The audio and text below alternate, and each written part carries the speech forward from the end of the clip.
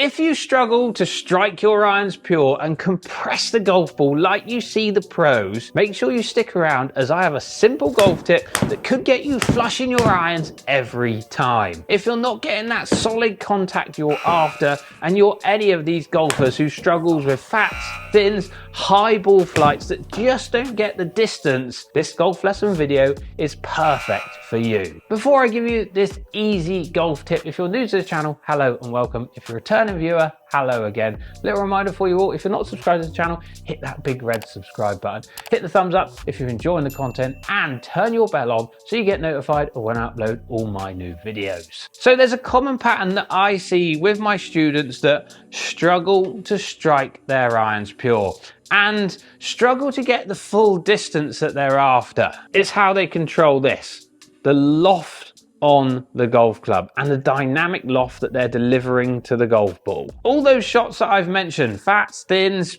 high ball flights, not getting the distance, can all come from presenting too much dynamic loft. Because if you start twisting loft on this face, so you twist loft on by twisting the club around the axis of the shaft, and then if you start to do that throughout your backswing and you don't get rid of it in your downswing, you're going to have to do something to try and square that club face up. Twist the golf club around the axis of the shaft, it starts to open. It also starts to add loft. So for the golfers that don't get rid of that twist that they've put in to the club, you'll see things like the club catching up too early.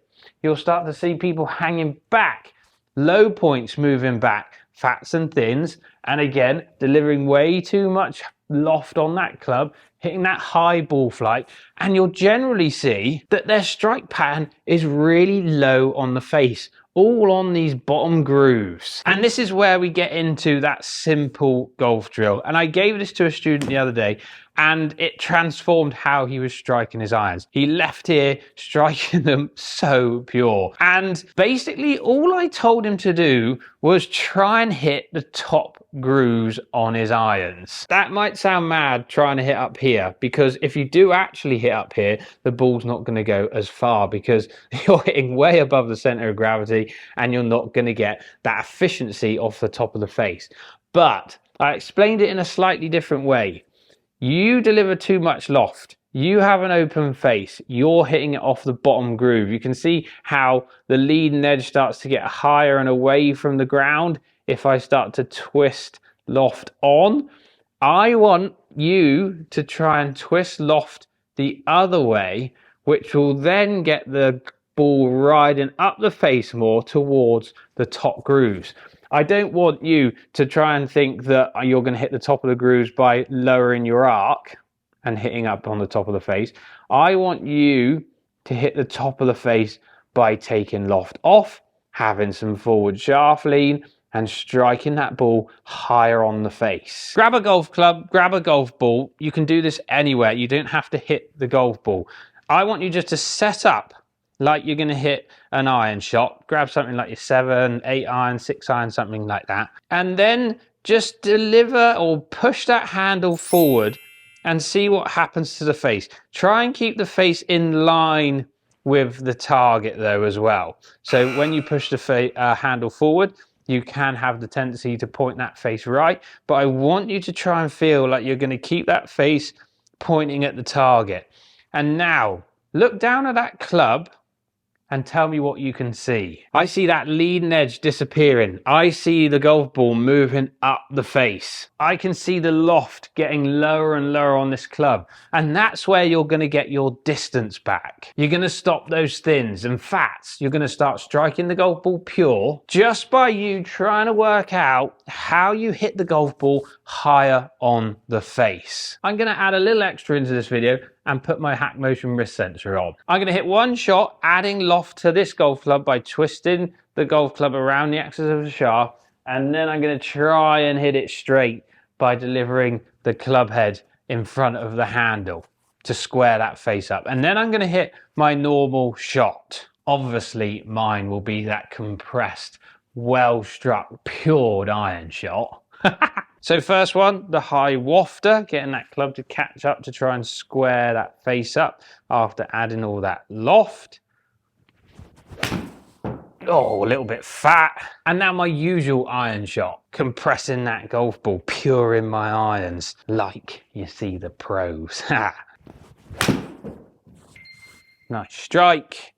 Feels worlds apart. Take a look at the numbers. Flexion and extension. At address, I have 30 degrees of extension in my wrist.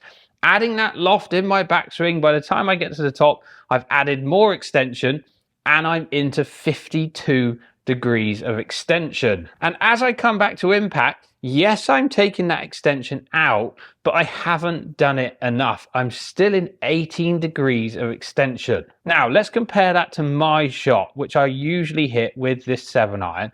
I'm 29 degrees of extension at address, so pretty much identical. At the top, I'm 27 degrees of extension, so I've taken a tiny bit of extension out, but then look at impact. I'm down to 3 degrees of extension. I've gone from 29 degrees of extension to pretty much a flat lead wrist at impact. That's 15 degrees difference at impact between my high wafty ball flight to my penetrating compressed struck iron shot. And this is exactly what I saw with my student when I asked him to try and feel like he was going to hit the top part of the club face and the top grooves.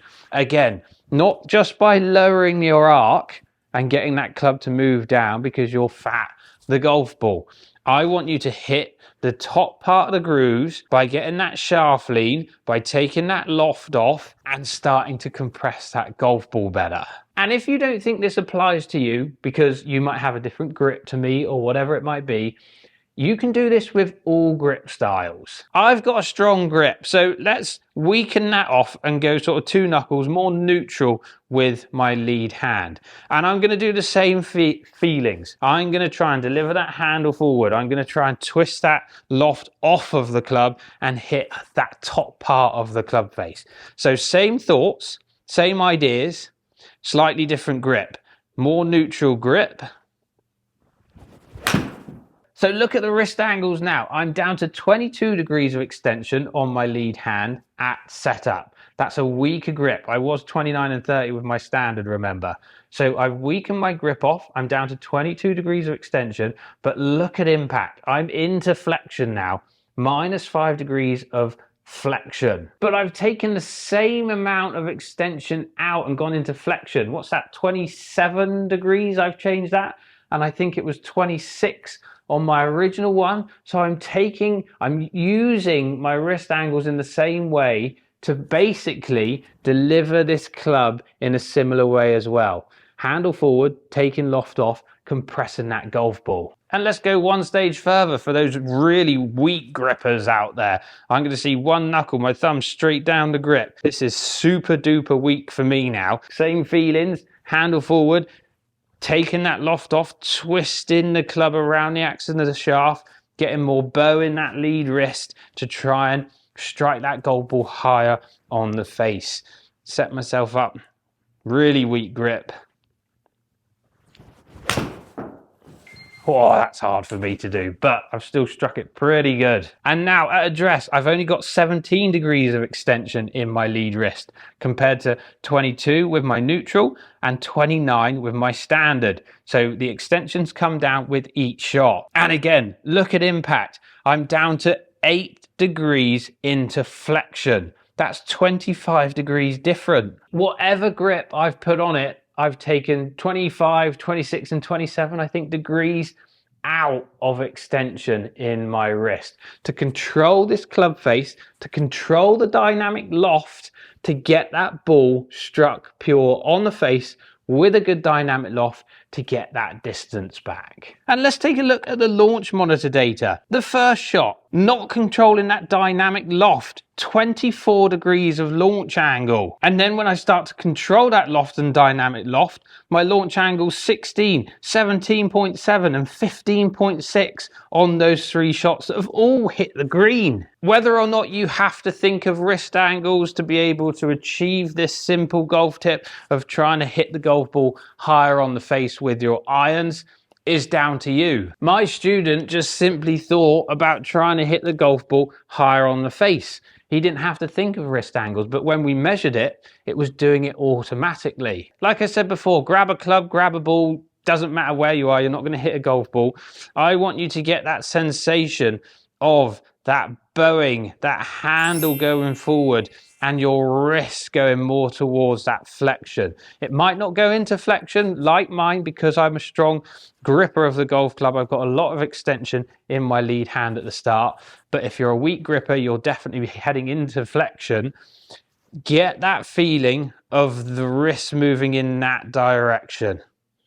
You'll get some shaft lean. You'll take some loft off. You'll start moving your low points forward to start compressing that golf ball better, striking it pure, and hitting some delicious iron shots. Let me know in the comments if this simple golf tip helps with your golf game. Sometimes the simplest golf tips are the best. Let me know in the comments down below. I'd love to know how you've got on. And a little reminder for you all again, if you're not subscribed to the channel, make sure you hit that big red subscribe button. Hit the thumbs up as it helps the channel, and turn your bell on so you get notified of when I upload all my new videos.